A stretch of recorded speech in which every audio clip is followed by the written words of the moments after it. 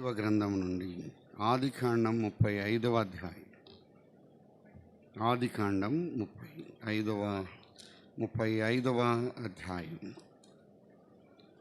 మొదటి వచనం నుండి 3 వచనాలు మనసు.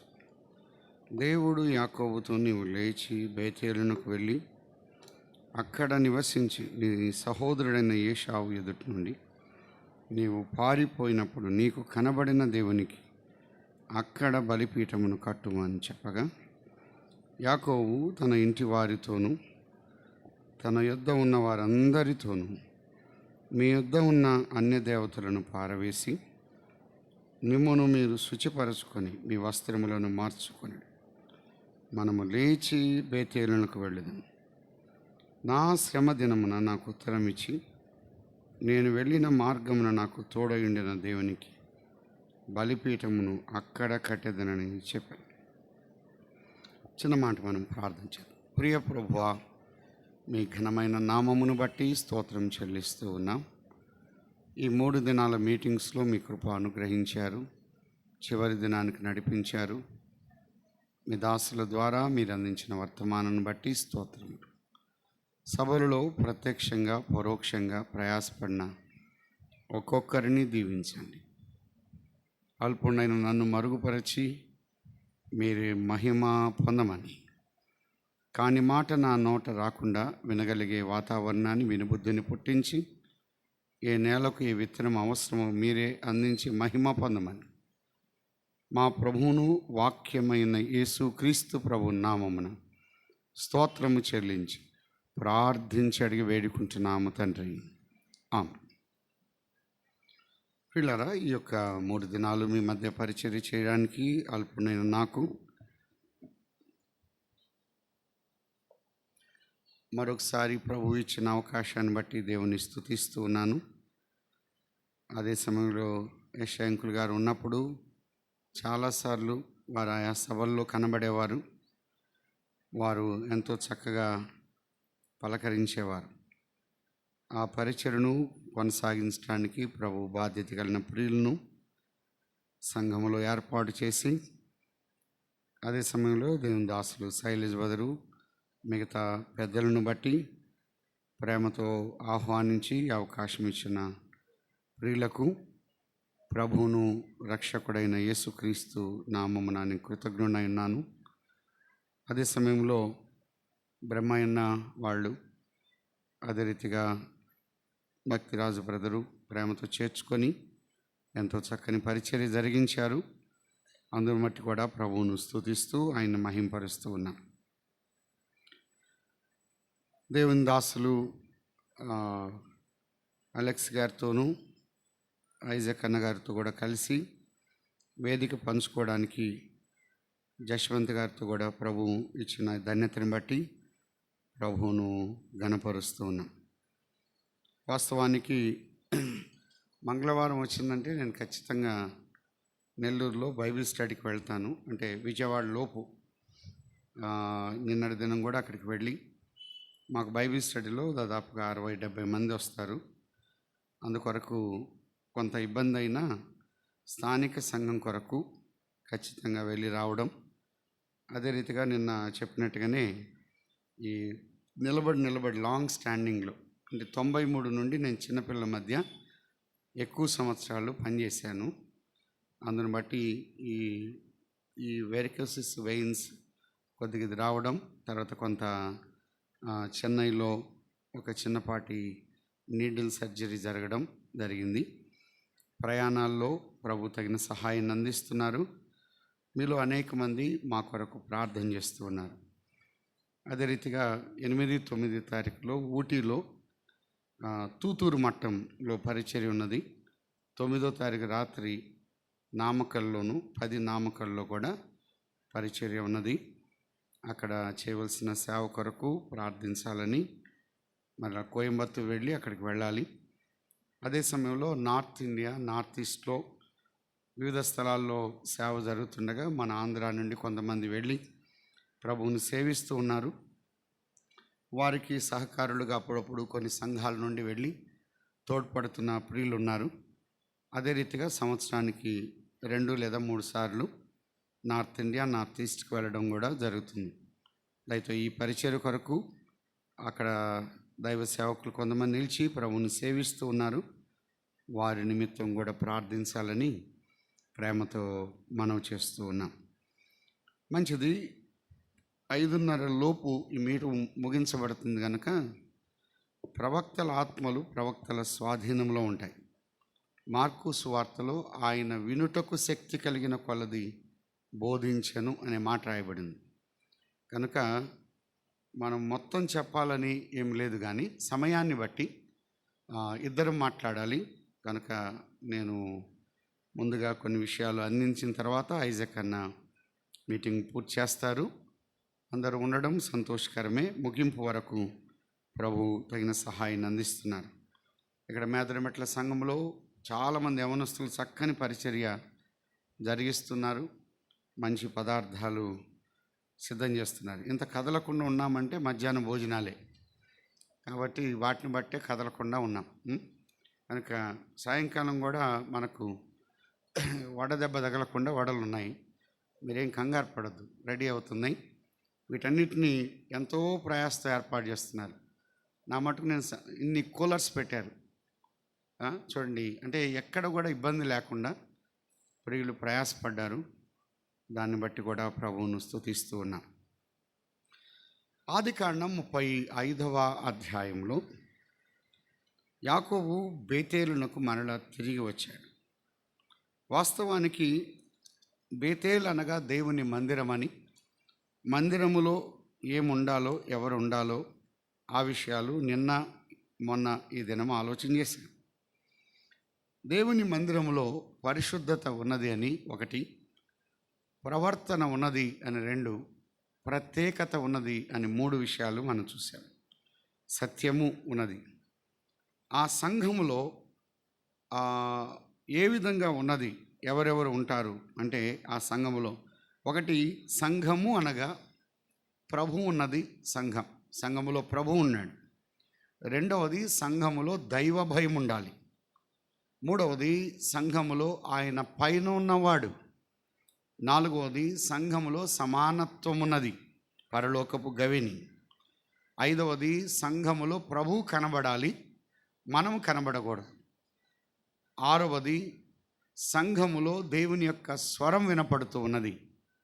ఏడవది, సంఘము అనగా దేవుని యొక్క సన్నిధి ఉన్నది అని మనం చూసాం. స్తంభములు ఎక్కువగా యాకోబు ఆయన నిలిపినవాడు. 28:18లో అక్కడ స్తంభముగా నిలిపి దాని మీద నూనె పోసెను అనే మాట మనం చూస్తున్నాం. అది దేవుని మందిరం అనే మాట గమనిస్తూ ఉన్నాం. 31వ అధ్యాయం 45వ వచనం, 31:45. యాకోబు ఒక రాయి తీసుకొని దాన్ని స్తంభముగా నిలవబెట్టాడు. దానికి యగర్ షహదూత అని పేరు పెట్టాడు. అక్కడ ఒక స్తంభము, ఒక వడంబడిక చేసిన తర్వాత స్తంభాన్ని నియమించాడు. 35వ అధ్యాయం 14వ వచనంలో ఆయన తనతో మాట్లాడిన చోట యాకోబు ఒక స్తంభమును అనగా రాతి స్తంభము కట్టించాడు. దాని మీద పానార్పణము చేసి నూనెయు దాని మీద పోసెను అనే మాట చూస్తున్నాం. అక్కడే బేతేలులో 20వ వచనంలో యాకోబు ఆమె సమాధి మీద ఒక స్తంభము కట్టించాడు. రాహేలు సమాధి స్తంభం, అది నేటి వరకు రాహేలు సమాధి స్తంభం. స్తంభము అనేది సాక్ష్యానికి, సత్యానికి సాదృశ్యముగా ఉన్నది. అక్కడ రాహేలు లేదు, రాహేలు స్తంభం ఉన్నది. మనముండం, మన సాక్ష్యము ఉంటుంది. అలాగినట్లయితే యాకోబు బయలుదేరి తాను పద్దనరామునకు బయలుదేరాడు. దాదాపుగా 20 సంవత్సరాలు పద్దనరాములు ఉన్నట్టుగా మనం చూస్తూ ఉన్నాం. 31వ అధ్యాయం 38వ వచనం, 31, 38. ఈ 20 ఏండ్లు నేను నీ వద్ద ఉంటిని. ఎన్ని సంవత్సరాలు పద్దనరాములో ఉన్నాడు? 20 సంవత్సరాలు పద్దనరాములో ఉన్నాడు.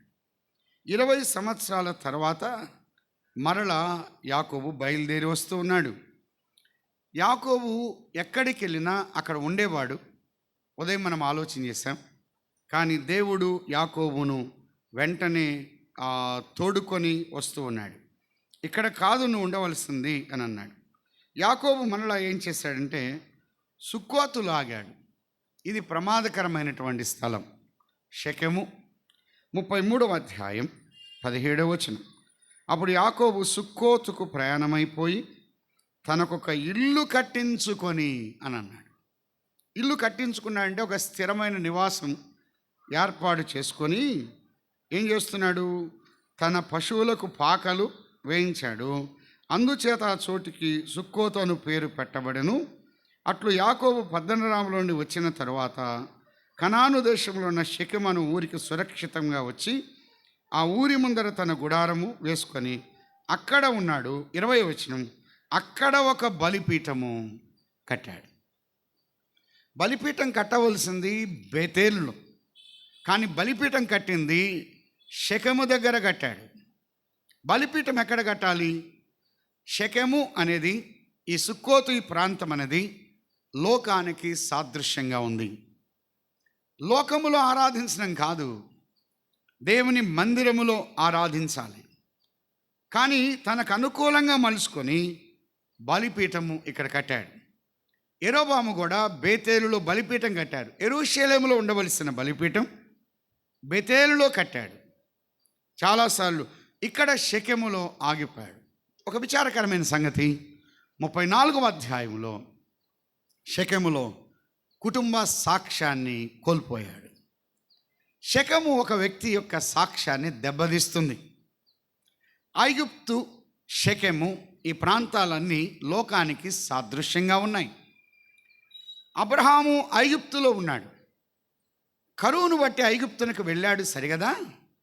ఐగుప్తు అబ్రహామును ఆస్తిపరుడుగా చేసింది, కానీ ఆత్మీయుడిగా చేయలేదు.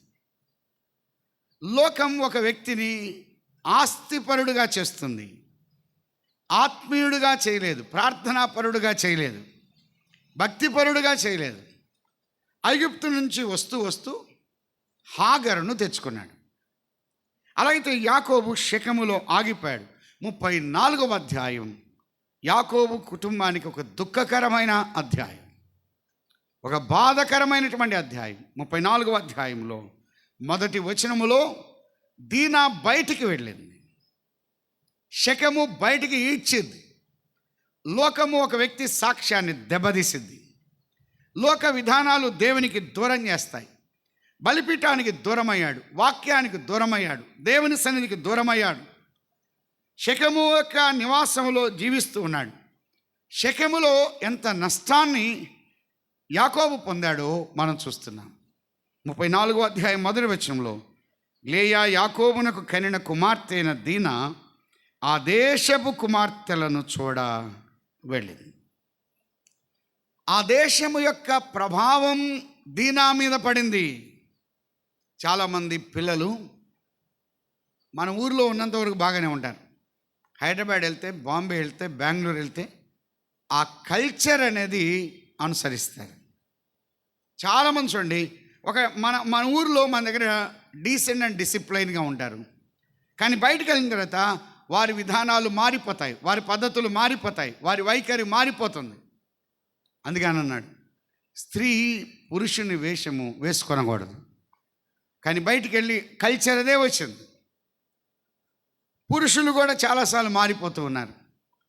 దీనా బయటికి వెళ్ళిపోయింది, వారి యొక్క డ్రెస్ మారింది, వారి మాట తీరు మారింది, ఇతరులు ఆకర్షించే రీతిగా దీనా మారిపోయింది. ఎంత నష్టపోయిందో మనం చూడగలుగుతాం. షెకెములో ఎందుకు ఆగారంటే ఒకే మాట. 34వ అధ్యాయం 10వ వచనం, 34:10.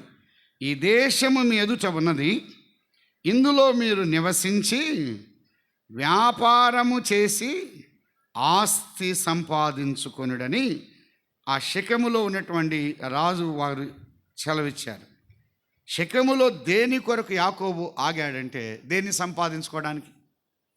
ఆస్తి అన్నాడు. యాకోబు ఆస్తిపరుడా కాదా? ఉదాహరణకు ఒక మాట, 30వ అధ్యాయం 43వ వచనం, 30వ అధ్యాయం 43వ వచనం. ఆ ప్రకారం ఆ మనుషుడు అత్యధికముగా అభివృద్ధి పొంది విస్తారమైన మందలు, దాసీలు, దాసులు, ఒంటెలు, గాడిదలు గలవాడాయను. ఎంత గొప్ప ఆస్తిపరుడో చూడండి. ఎలా వచ్చాడు ఇంటి దగ్గర నుండి? ఒక చేతి కర్రతో వచ్చాడు. ఇప్పుడు ఆస్తి సంపాదించుకున్నాడు. విస్తారమైన ఆస్తి ఉన్నది. ఆస్తి ఉన్నవానికట ఆస్తి మీద మక్కువ పెరిగిద్ది. డబ్బులు ఎక్కువగా ఉన్నవానికి డబ్బు మీద ఎక్కువగా మనసు వస్తుంది. 32వ అధ్యాయం 13వ వచనం. అతడు అక్కడ ఆ రాత్రి గడిపి తాను సంపాదించిన దానిలో తన అన్న అయిన ఏశావు కొరకు ఒక కానుకను, అనగా 200 మేకలు, 20 మేకపోతులు, 200 గొర్రెలు, 20 పొట్టేళ్ళు, 30 పాడివంటలు వాటి పిల్లలు, 40 ఆవులు, 10 ఆబోతులు, 20 ఆడుగాడిదలు, 10 గాడిద పిల్లలు అని అన్నాడు. ఇవన్నీ వాళ్ళ అన్నకి ఇస్తున్నాడు. అంటూ ఒక మాట అన్నాడు చూడండి 13వ వచనంలో. తన అన్న అయిన ఏశావు కొరకు ఏమన్నాడు? ఒక కానుక అన్నాడు. ఒక కానుక అంటే, ఒక కానుక అనగా 200 మేకలు, 20 మేకపోతులు, 200 గొర్రెలు, 20 పొట్టేళ్ళు, 30 పాడివంటలు వాటి పిల్లలు, 40 ఆవులు, 10 ఆబోతులు, 20 ఆడుగాడిదలు, 10 గాడిద పిల్లలు కలిపి ఎన్ని కానుకలు? ఒక కానుక. అంటే ఇవన్నీ కలిపి ఒక కానుక. ఒక కానుకే ఇంతుంటే యాకోబు ఎంత ఆస్తిపరుడు. ఎవరికైనా పెళ్ళికి వెళ్ళాము, పెళ్ళికి వెళ్తే ప్లేట్లు కానీ, టీ కప్పులు కానీ, వాల్ క్లాక్ కానీ ఏదో ఒకటి తీసుకొస్తాం. బీరువాలు, ఫ్రిడ్జులు, మంచాలు అన్నీ తీసుకెళ్తావా? అవన్నీ కలిపి ఒక కానుకే ఇంతుంది. యాకోబు ఎంత ఆస్తిపరుడు. ఆస్తిపరుడికి ఇప్పుడు ఏం కావాలి? ఆస్తి. అందువల్ల మీరు ఎప్పుడైనా చూడండి, డబ్బులు ఎక్కువగా ఉన్నవానికి డబ్బు మీద ఆశ ఎక్కువ. ఆస్తి ఎక్కువగా ఉన్న వ్యక్తికి, అందుకే బాగా ఉంటారు చూసారా, వాళ్ళు ఇవ్వాలన్నా ఖర్చు పెట్టాలన్నా ఖర్చు పెట్టరు. వాళ్ళు 5 పైసలు తీరు. నాకు తెలిసిన ఒక బ్రదర్ ఉన్నాడు. ఎప్పుడైనా వెళ్తే చాలు, అన్నా మీరు పెట్టబాకండి, నువ్వు ఆగండి అంటాడు. జోబులోంచి తీస్తే కదా ఒట్టి చేయ వస్తూ ఉంటుంది. ఎందుకు? వాళ్ళు ఇచ్చేంత వరకు ఇంకా చూస్తూనే ఉంటాడా. వాళ్ళు అయ్యో మీరు ఇచ్చారా, సరేలేండి నెక్స్ట్ టైం చూద్దాం అంటాడు. ఏ టైం చూసినా ఆ టైం అంతే. కొంతమందికి పెట్టాలంటే రాదు. చందా సంచి దగ్గరకు వస్తుంటే కొంతమంది గుండె దడదడా కొట్టుకుంటూ ఉంటుంది. వేయడానికి ఇష్టపడరు, ఖర్చు పెట్టరు. బంధువులు వచ్చినా ఖర్చు పెట్టరు, సేవకులు వచ్చినా ఖర్చు పెట్టరు, పరిశుద్ధులు వచ్చినా ఖర్చు పెట్టరు. వాళ్ళు కూడబెట్టి అంతా నిలవ పెడతా ఉంటారు. ఎక్కువగా డంప్ చేయకూడదు, నిలవబెట్టకూడదు. నీళ్లు పారితే కొత్త నీళ్ళు వస్తాయి. నీళ్లు కానీ నిలవ పెడితే అవి చెడిపోతాయి. జోబి ఖాళీ అయితే జోబి నిండిద్ది. కొంతమంది జోబి ఖాళీనే చేయరు. ఎంతగా పిసనారిగా ఉంటారంటే వాళ్ళు ఎవ్వరికి చేయరు. వాళ్ళు లేనివాళ్ళు కాదు, అంత ఉన్నోళ్ళే. ఉన్నోడికి ఖర్చు పెట్టాలంటే మనసు రానే రాదు. యాకోబు ఇంకా సంపాదించుకోవాలి, ఇదే ఆశ. నేను చాలాసార్లు చెప్తా ఉన్నాను. ఒక సహోదరుడు వారి ఇంటికి వెళ్తే చాలు, సేవకులు వెళ్తే ఆయనే బయటకు వస్తాడు. వందనాలు బ్రదర్, చిన్న పని ఉంది, మళ్ళీ ఒకసారి కలుద్దాం అంటాడు. ఎందుకు? లోపలికి రానివాడు, ఎవరిని రానివాడు. ఒకరోజు తెల్లారి 5 గంటలకు ఫోన్ చేశాడు. తమ్ముడు దొంగలు పడి 3 లక్షలు తీసుకెళ్ళాడు, ప్రార్థన చేయను అన్నాడు. దేవా నీకు స్తోత్రం అన్నా. ఏం తమ్ముడు ఆ మాట అన్నావన్నా? అంటే మంచి జరిగినా చెడు జరిగినా స్తోత్రం అన్నారు కదన్నా అని అన్నాను. అంతేనా, వేరే విధంగా ఉందన్న? వేరే విధం లేదు, నీకు అర్థమైతే చాలులే అనుకున్నాను. కొంతకాలం అయిన తర్వాత 1.5 లక్ష మాత్రం రికవర్ అయింది. మొత్తం పోయింది. కొంతమంది చూడండి, అతను ఎవరిని లోపల రానివాడు, ఒక దొంగలను తప్ప. కొంతమంది అంతే, వాళ్ళకి పెట్టాలన్నా రాదు. సేవకుడు వచ్చాడంటే ఎంత దడదడగా ఉంటారు. సోదరుడా సోదరి, ధారాళత, దాతృత్వము, ఆ సమర్పణ నీకు నాకు ఉండాలి. యాకోబు ప్రారంభంలో మాటలు ఎక్కువగా ఉన్నాయి. 28వ అధ్యాయం 22వ వచనం. మరియు స్తంభముగా నేను నిలిపిన ఈ రాయి దేవుని మందిరమగును, మరియు నీవు నాకిచ్చు యావత్తులో 10వ వంతు నిశ్చయముగా నీకు చెల్లించేదనని మొక్కుకొనెను. అయ్యా 10వ వంతు ఇస్తానన్నాడు. ఇచ్చాడో లేదో ఎక్కడా కూడా రాయబడలేదు. కొంతమంది ఏంటంటే దేవునికి ఎవరు లంచాలకు ఖర్చు పెడతారు, పోలీసు వాళ్ళకి ఖర్చు పెడతారు. కోర్టుల్లో ఖర్చు పెడతారు. చూడండి, ఉద్యోగాల కొరకు వేలు వేలు ఖర్చు పెడతారు. హాస్పిటల్ దగ్గర ఎన్ని లక్షలు ఖర్చు పెడతారు. దేవునికి ఇవ్వాల్సింది ఎవరు? అందుకే ఎట్లా పోవాల్సిందట వడ్డీతో సహా దేవుడు లాగుతాడు. మనమే తెలియగలం అనుకుంటాం, కానీ ప్రభు ఒక్కసారి లాగేస్తాడు అంతే. కూడబెట్టి కూడబెట్టి కూడబెట్టి. కడప జిల్లాలో నాకు తెలిసిన సహోదరుడు ఉన్నాడు. మేము ఆ ప్రాంతంలో ఉండొచ్చాం. ఎవరైనా వస్తే చాలు, ఈ కరెంటు స్తంభం నుంచి ఆ 10వ స్తంభం వరకు ఎన్ని మాయే అనేవాడు.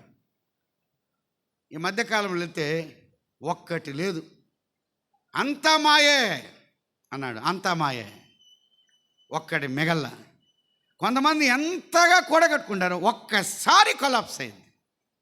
ఎంత ఆస్తిని సంపాదించుకున్నాడు, దీన బయటకు పోయింది, నష్టం ఏర్పడింది. ఆస్తి కొరకు ఆగాడు. శకములో ఎన్ని సంవత్సరాలు ఆగాడంటే 10 సంవత్సరాలు ఆగాడు. షిమ్యోను లేవీలు కత్తి చేత బట్టి దీనా పట్ల వ్యవహరించిన తీరును బట్టి అనేక మందిని చంపేసేశారు. అనేక మందిని చంపారు. మీరు సున్నతి చేసుకోవాలి అని అన్నాడు. అసలు పెళ్లి చేసుకున్నవాడు ఒక్కడే సున్నతి చేసుకుంటే చాలు, ఊరంతా చేసుకోండి అన్నాడు. ఒక్కడు వాడు అడగల, ఏమయ్యా ఊరంతా చేసుకోవడం ఏంటి, ఒకటి చేసుకుంటే చాలు కదా అని అన్నాడు. అందరు చేసుకున్నారు. ఈ లోపుగా లేవి షిమ్యోనులు కత్తి చేత బట్టి అందరినీ చంపేసేశారు. వారు చంపుతూ ఉండగా రక్తము చింది వారి బట్టల మీద పడింది. వారు మరకలతో ఉన్నారు, వారి వస్త్రాలు రౌద్రంగా ఉన్నారు, వారు నరహంతకులుగా మారిపోయారు. ఆ కత్తి చేత బట్టి రక్తపు బట్టలతో ఇంటికి వచ్చారు. తండ్రి వారిని చూశాడు.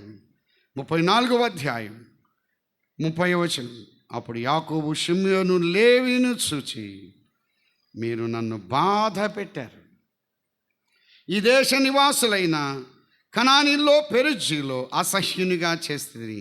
నా జనసంఖ్య కొంచెమే, వారు నా మీదకి గుంపుగా వచ్చి నన్ను చంపెదరు. నేనును నా ఇంటి వారిని నాశనమగుదుమని చెప్పాను. నా పిల్లలారా, మీరేం చేశారంటే, కనానీలు పెరచీలు ఉన్నారు, వారి దగ్గర మీరు ప్రవర్తించిన తీరు సరైంది కాదు. నేను తల ఎత్తుకోవాలి. నన్ను అసహ్యునిగా చేశారు, నా సాక్ష్యాన్ని పాడగొడుతున్నారు, నాకున్న విలువలను దెబ్బతీశారు. కొన్ని కుటుంబాలు పిల్లల ద్వారా సాక్ష్యాలు దెబ్బతిన్నాయి, వాస్తవమే. తల్లిదండ్రులు భక్తిపరులే, ప్రార్థనాపరులే, విశ్వాసయోధులే, కానీ పిల్లలు సరిగా లేదు. షిమ్యోను లేవీను చూసినప్పుడు యాకోబు వారిలో భక్తి చూడలేదు, వారిలో విశ్వాసం చూడలేదు, వారిలో యథార్థత చూడలేదు. వారు శకమునకు వెలుటను బట్టి దీనా దెబ్బతినింది, షిమ్యోను లేవీలు దెబ్బతిన్నారు. పిల్లల యొక్క ప్రవర్తన మారిపోయింది. లోకం ప్రవర్తనను మార్చిద్ది, బ్రతుకును మార్చిద్ది, విధానాలు మార్చిద్ది, ఆత్మీయతను తీసివేస్తుంది. ప్రార్థనా జీవితం వారిలో ఉండదు, దేవునికి దూరం అయిపోతారు. దైవమైనటువంటి భక్తి వారిలో ఉండదు, పరిశుద్ధత ఉండదు. లోకం పూర్తిగా ఆకర్షితులుగా చేస్తుంది. ఒక చిన్న కుమారుడు లోకానికి వెళ్ళినప్పుడు పూర్తిగా ఖాళీ చేయబడి ఇంటికి తిరిగి వచ్చాడు. లోకం ఒక వ్యక్తిని ఎంత ఎంటీ చేయాలో అంత ఖాళీ చేస్తుంది, ఇంకేం ఉండదు. అక్కడ ఉండగా దేవుని యొక్క ప్రత్యక్షత మరలా దర్శించింది. 35వ అధ్యాయం. దేవుడు యాకోబుతో అన్నాడు, నీవు లేచి బేతేలునకు వెళ్ళి అక్కడ నివసించి నీ సహోదరుని ఏశావు ఎదుట నువ్వు పారిపోయినప్పుడు నీకు కనబడిన దేవునికి అక్కడ బలిపీఠం కట్టాల్సింది ఇక్కడ కాదు, నువ్వు కట్టాల్సింది ఎక్కడ? బేతేలులో. నీకు అనుకూలంగా బలిపీఠం కట్టుకుంటే చాలు. దేవుడు నిర్ణయించిన ప్రకారం నువ్వు వెళ్ళాలి. అయితే 3 విషయాలు చెప్పాడు. ఒకటి, మీ వద్ద ఉన్న అన్య దేవతలను పారవేసి. రెండవది, మిమ్మల్ని మీరు శుచిపరచుకొని. మూడవది, మీ వస్త్రాలు మార్చుకోండి. అన్య దేవతలండి బయట దేవతలని కాదు. అంటే ప్రభువు కన్నా ఎక్కువగా దేన్ని ప్రేమిస్తున్నామో అదే విగ్రహంగా మారిపోద్ది. దేవుని కన్నా ఎక్కువగా దేన్ని ప్రేమిస్తే అదే మన మనసులో విగ్రహంగా మారిద్ది. చాలామంది కుటుంబాల్లో వారికి ఉన్న వాటికన్నా ఎక్కువగా వేరే వాటిని ప్రేమించిన. ఉదాహరణకు మాట చూద్దాం. యెహెజ్కేలు గ్రంథం 14వ అధ్యాయం 3వ వచనం. యేస్కేలు గ్రంథం 14:3, నరపుత్రుడా, ఈ మనుషులు తమ హృదయములో విగ్రహములు నేను నిలుపుకొని దోషం పుట్టించ అభ్యంతరము తమ ఎదుటిని పెట్టుకొని ఉన్నారు అని అన్నాడు. మనస్సులో ఉన్నాయి అని అన్నాడు. అంటే కొంతమంది నేను నాది అనేది అదొక విగ్రహం, కొంతమందికి బండ్లే విగ్రహం, కొంతమందికి పిల్లలే విగ్రహం. అంటే దేవుని కన్నా ఎక్కువగా దేన్ని ఎక్కువగా ప్రేమిస్తామో అదే మన జీవితానికి విగ్రహమై కూర్చుంది. కొంతమందికి ఉద్యోగమే విగ్రహం అవుతుంది, కొంతమందికి ఆస్తిపాస్తులే విగ్రహం, పొలాలే విగ్రహం, ఇల్లే విగ్రహం అవుతుంది. దేవునికి ఇవ్వాల్సిన స్థానము కన్నా వేరే వాటికి స్థానం ఇవ్వడం, వేరే వాటికి ప్రాముఖ్యత ఇవ్వడం. సోదరుడా సోదరి, ఈ సాయంకాల వేళలో ఇవి ఉంటే దేవుని సన్నిధికి రాలేము. కొంతమంది చూడండి, మందిరంలో చాలాసార్లు పిల్లలు పుట్టలేదు ప్రార్థన చేయండి అంటారు. పిల్లలు పుట్టిన తర్వాత ఏమమ్మా ప్రార్థన మీటింగ్ రాలేదంటే, పిల్లలన్నా నీకు తెలుసు కదా అంటారు. అంటే ఇప్పుడు పిల్లలే మనకు ఆటంకంగా ఉండిపోయారు. ఉద్యోగం కోసం ప్రార్థన చేయమంటారు, ఉద్యోగం వచ్చినాక మీకు తెలుసు కదా నా ఉద్యోగం, అందుకే ఆదివారం రాలేకపోతున్నాం అంటారు. ఇప్పుడు ఆ ఉద్యోగం ఏమైంది? విగ్రహం అయిపోయింది. కొంతమంది పెళ్లి కాలేదు ప్రార్థన చేయండి అంటారు, పెళ్ళి అయి నాకు ఏదో ప్రమోషన్ వచ్చినట్టు మందిరం మానేస్తారు. ఎంత విచారకరమైన సంగతి. కొంతమందికి భార్య విగ్రహం, కొంతమందికి భర్తే విగ్రహం. కొంతమంది చూడండి, వంటగదిలోకి వెళ్తే బయటికి రానిరారు, వాళ్ళకు వంటగదే విగ్రహం. 24 గంటలు వంటగదిలోనే. మరి దేవుని సన్నిధిలో చాలాసార్లు దేన్ని ఎక్కువగా మనం ప్రేమిస్తున్నామో అది మనకు ఆటంకంగా ఉంది. ఇది దేవుని మందిరానికి రానివ్వకుండా చేస్తుంది. కొంతమందికి బండ్లే విగ్రహం. కొంతమంది చూడండి, బండ్లు తుడుచుకుంటారు, శుభ్రం చేసుకుంటారు. శుభ్రం చేసుకోకూడదు కాదు, శుభ్రం చేసుకోవచ్చు, కానీ బండే విగ్రహం అయింది.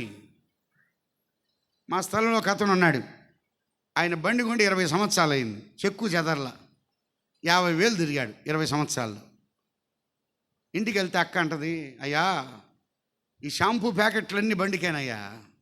పోయేటప్పుడు బాగా స్నానం చేసి పోతాడు దానికి బండికి, మళ్ళీ వచ్చినాక శుభ్రంగా కడిగి గుడ్డేసి కప్పుతాడు, నీట్గా చూస్తున్నాడు. ఇదే దరువు అంటారు చూసారా, ఆ బండి కడుక్కోవడం, చేయడం, బయటికి తీసుకెళ్ళడం, మళ్ళీ ఇది రావడం, లోపల ఆ బండి కడిగేంత కూడా బైబిల్ చదవలేడు, ప్రార్థన కూడా చేయలేడు. కొంతమందికి బండ్లే విగ్రహాలు. కొంతమంది వారికి ఉన్నటువంటి వ్యాపకాలు, ఉద్యోగమే విగ్రహం. 24 గంటలు ఇంతే. వాక్యాన్ని లేదు, వాక్యానికి స్థానం లేదు, ప్రార్థనకు స్థానం లేదు, దేవుని యొక్క సన్నిధికి స్థానం లేదు. కొంతమందికి పిల్లలే మనకున్నవే మనకు ఆటంకంగా ఉన్నాయి, అవి మనస్సులో ఉన్నాయి. నేను నాది అనేది విగ్రహం. అందుకే అన్నాడు నెబుకద్నెజరు, నాది అని అన్నాడు. ధనవంతుడు అన్నాడు నా ఆస్తి అన్నాడు, నా కొట్లు అన్నాడు, నా ధాన్యం అన్నాడు, నాది నాది నాది అన్నాడు. దేవుడు అన్నాడు, అబ్బాయి ఇదిగో నీ ఆస్తి నువ్వు తీసుకో, నీ కొట్లు నువ్వు తీసుకో, నీ ధాన్యం నువ్వు తీసుకో, నీకున్నదంతా నువ్వు తీసుకో, నాది నాకు ఇచ్చే అన్నాడు. ఏందది?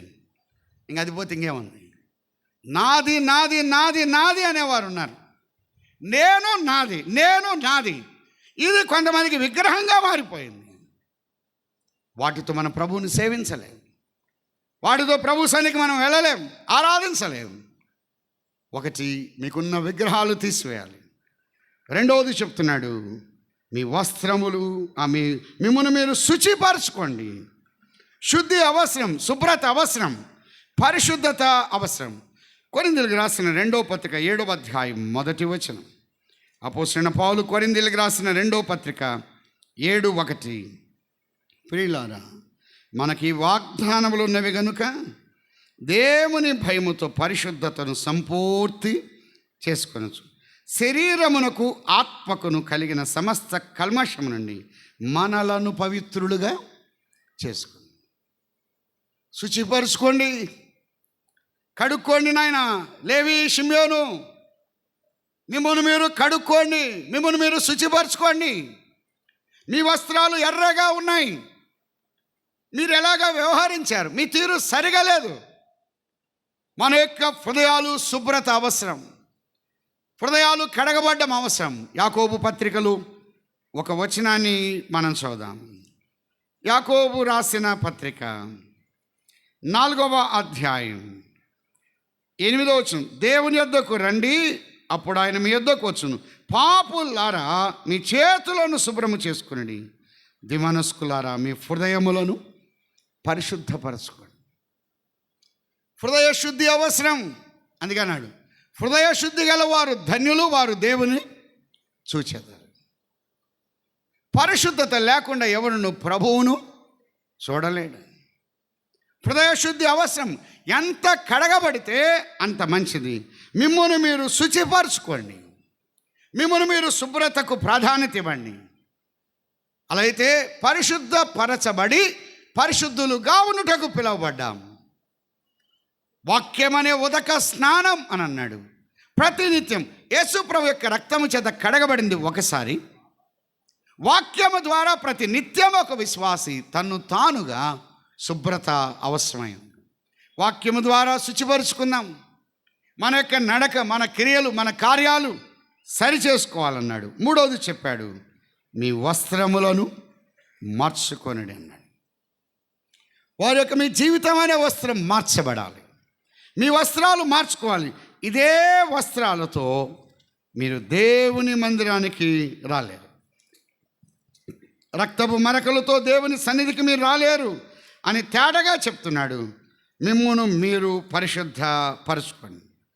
నిర్గమాకాండం 19:10, యెహోవా మోషేతో, నీవు ప్రజల యొద్దకు వెళ్ళి నేడును రేపును వారిని పరిశుద్ధపరచుము, వారు తమ బట్టలు ఉదుకుకొని అని అన్నాడు.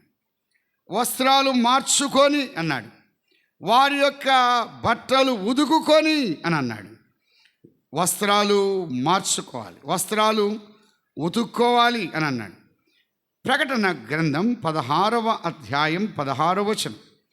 ప్రకటన గ్రంథం 16వ అధ్యాయం 16వ వచనం చివరన అన్నాడు, తన వస్త్రము కాపాడుకొనువాడు ధన్యుడు అని అన్నాడు. వస్త్రము కాపాడుకోవాలి, వస్త్రాన్ని ఉతుక్కోవాలి. మరొక మాట, ప్రకటన గ్రంథం 7:14, అందుకు నేను, అయ్యా నీకే తెలియననగా అతడు ఇలాగ నాతో చెప్పాను, వీరు మహాశ్రమ నుండి వచ్చిన వారు గొర్రె పిల్ల రక్తములో తమ వస్త్రములను ఉదుక్కొని వాటిని తెలుపు చేసుకున్నారు. వస్త్రాలు ఉతుక్కోవాలి, వస్త్రాలు మార్చుకోవాలి, వస్త్రాలు కాపాడుకోవాలి. జీవితం అనే వస్త్రం. ఈ యొక్క వస్త్రాలు, ఈ వస్త్రాలతో దేవుని మందిరానికి మనం వెళ్ళలేము. వస్త్రాలు తీసివేయండి అని చెప్తున్నాడు. వేరు వస్త్రాలు తొడిగించుకోండి. అలాగైనట్లయితే ఈ 3 విషయాలు చెప్పాడు. పారవేయవలసింది పారవేయాలి, పరిశుద్ధత పరచవలసింది పరిశుద్ధపరచుకోవాలి, 3వది పరివర్తన కలిగి జీవించండి, ఒక ప్రత్యేకత కలిగి జీవించండి. అప్పుడు మీరు దేవుని మందిరానికి వెళ్ళాలి. మనము లేచి బేతేలునకు వెళదాం. సోదరుడా సోదరి, మనలో ఉన్నట్టు పారవేయవలసింది పారవేద్దాం. అవి మనకు అభ్యంతరంగా ఉన్నాయి, అవి మనకు ఆటంకంగా ఉన్నాయి, అవి దేవుని యొక్క మందిరానికి వెళ్ళనివ్వకుండా చేస్తున్నాయి. వాటిని పారవేయాలి. 2వది శుచిపరచుకోవాలి. శుభ్రత అవసరం, శుచి అవసరం, పరిశుద్ధత అవసరం. 3వది వస్త్రాలు మార్చుకోవాలి. వస్త్రం అనగా జీవితం అనే వస్త్రం. మన యొక్క బ్రతుకు మార్చబడాలి, మన క్రియలు మార్చబడాలి. అప్పుడు మాత్రమే మనము దేవుని మందిరానికి వెళ్తాం. దేవుని మందిరానికి వచ్చేటప్పుడు మన ప్రవర్తనను జాగ్రత్తగా చూసుకోవాలి. సోదరుడా సోదరి, మన జీవితం అనే వస్త్రాన్ని మార్చుట నిమిత్తమై యేసుక్రీస్తు ప్రభువారు తన వస్త్రాలు తీసివేయబడ్డాయి. ఆయన వస్త్రాలు తీసివేసి వేరు వస్త్రాలు తొడిగించారు. ఉదారంగు వస్త్రాన్ని తొడిగించబడ్డాడు. ఆ కొరడా దెబ్బలకు, అవమానముకు, నిందలకు ఆయన భరించి మరలా ఆయనకు ఆయన వస్త్రాలు తొడిగించారు. మరలా ఆయన తీసుకొని వెళ్ళారు. కల్వరి సిలువలో ఆయన యేసు ప్రభు యొక్క వస్త్రాలు ఎప్పుడైనా ధ్యానం చేయండి. ఆయన పుట్టినప్పుడు ఉన్న వస్త్రాలు పొత్తి గుడ్డలు అని అన్నాడు. ఆయన నిలువు టంగి ఉన్నాయి, ఆయన వస్త్రాలు ఉన్నాయి. ఆయన వస్త్రాలలో లోపము లేని వస్త్రాలు. ఆయన వస్త్రం ఎటువంటిది? యోహాను సువార్త 19వ అధ్యాయం, యోహాను సువార్త 19వ అధ్యాయం 23వ వచనం. సైనికులు యేసును సిలువేసిన తర్వాత ఆయన వస్త్రములు తీసుకొని ఒక్కొక్క సైనికునికి ఒక్కొక్క భాగం వచ్చినట్లుగా వాటిని 4 భాగములు చేసిరి. ఆయన అంగీని కూడా తీసుకొని, అంగీ కుట్టు లేక పైనుండి యావత్తు నేయబడింది కనుక వారు దాన్ని చింపక అని అన్నాడు. వస్త్రాన్ని 4 భాగాలు చేశారు. ఆయన అంగీ ఉన్నది, ఆయన జీవితం అనే వస్త్రం కుట్టు లేదు, ఆయన వస్త్రములో లోపము లేదు. కుట్టు ఉంటే చించడం సులువు, ఆయనలో ఏ లోపము లేదు, ఏ పవిత్రత, ఏ యొక్క అక్రమము కానీ అన్యాయము కానీ లేదు. అందుకే ఒక వస్త్రములో, ఒక చొక్కాలో కానీ, ఏదైనా ఒక డ్రెస్సులో కానీ కుట్లు కానీ ఉన్నట్లయితే దాన్ని చించడం సులువు. ఆయన అంగి కుట్టు లేని అంగి, లోపము లేనివాడు, లోటు లేనివాడు, ఆయన పవిత్రుడు, ఆయన పరిశుద్ధుడు. ప్రపంచమంతట్లో పరిశుద్ధ దేవుడని యేసుక్రీస్తు ప్రభు వారికి పేరుంది. ప్రపంచమంతలో దైవ గ్రంథానికి పరిశుద్ధ గ్రంథం అని పేరుంది. మరి ఏ పుస్తకానికి లేదు. ఆయనలో పాపము లేనివాడు. మనలో ఎంతమంది అంటారు చూడండి, ఏమండి మీరు క్రైస్తవులు మీరు తప్పు చేస్తారా అంటారు. అంటే వాళ్ళకి ఏమర్థమైతే, లోకంలో ఉన్న వారికి ప్రభువుని నమ్మిన బిడ్డలు తప్పు చేయరు అన్న సంగతి అర్థమైంది. ఎందుకంటే యేసుక్రీస్తు ప్రభు వారు పాపాన్ని కానీ అక్రమాన్ని కానీ ప్రోత్సహించిన వాడు కాదు. పాపమును పరిహరించడానికి ఆయన ఈ లోకానికి దిగి వచ్చాడు. గుడ్డివాడు గుడ్డివాడికి దారి చూపించలేదు. పాపము లేనివాడు పాపమున్న మన జీవితాలను సరిచేయడానికి లోకానికి వచ్చాడు. ఆయన యొక్క జీవితం ఏ లోపము లేనిదిగా ఉన్నది. పిలాతు కానీ హేరోదు కానీ వారు పట్టు వదలక కొంతమంది పట్టుకొని వచ్చారు, కానీ ఎంత పరీక్షించినా ఎంత వెతికినా ఒక్క నేరం, ఒక్క లోపము లేదు. పోలీసు వాళ్ళు ఎవరిని పట్టుకుంటారంటే తప్పు చేసిన వ్యక్తిని పట్టుకుంటారు, కానీ యేసు ప్రభులో తప్పు లేదు. ఆయన్ని పట్టుకొని తప్పు ఎతుకుతున్నారు. అందరిని పట్టుకొని తప్పు ఎతకరు, కానీ యేసుక్రీస్తు ప్రభు విషయంలో అంతా రివర్స్ అయింది. ఆయన్ను పట్టుకొని నేరం వెతికారు. నేరం ఉంటే పట్టబడతారు, ఈయనలో నేరము లేదు, ఆయన పట్టుకున్నారు. కానీ ఆయన మీద నేరం మోపుతూ వచ్చారు. ఒకదానితో ఒకటి సరిపడింది కాదు. ఆయన అంగి కుట్టు లేని అంగి, యేసుక్రీస్తు ప్రభు యొక్క వస్త్రం, ఆయన జీవితం అనే వస్త్రం లోపము లేనివాడు, ఆయన నిరపరాధి. సర్వ మానవాళి యొక్క పాపమును పరిహరించుట కొరకు ఆయన చనిపోయి సమాధి చేయబడి తిరిగి లేచాడు. ఇంకా ప్రభుని నమ్మని వారు ఎవరైనా ఉన్నారా? ఆయనందు విశ్వాసం ఉంచితే ఆయన బిడ్డలుగా తీర్చబడతారు. ఒకటి, మీ దగ్గర ఉన్న వాటిని పారవేయండి అన్నాడు. రెండవది, మిమ్మల్ని మీరు శుచిపరచుకోండి అన్నాడు. మూడవది, మీ వస్త్రాలు మార్చుకోండి. మనము లేచి బేతేలునకు వెళ్ళదాం. ప్రార్థన చేద్దాం. ప్రియ ప్రభువా, అందించిన మాటలు బట్టి స్తోత్రములు. తిరిగా మాట్లాడవలసిన మీ దాసులను బలపరిచి మీరు ఉపయోగించమని మా ప్రభువును ప్రియ రక్షకుడైన యేసుక్రీస్తు ప్రభు నామమున స్తోత్రము చెల్లించి ప్రార్థించి అడిగి వేడుకుంటున్నాము తండ్రి. ఆమేన్.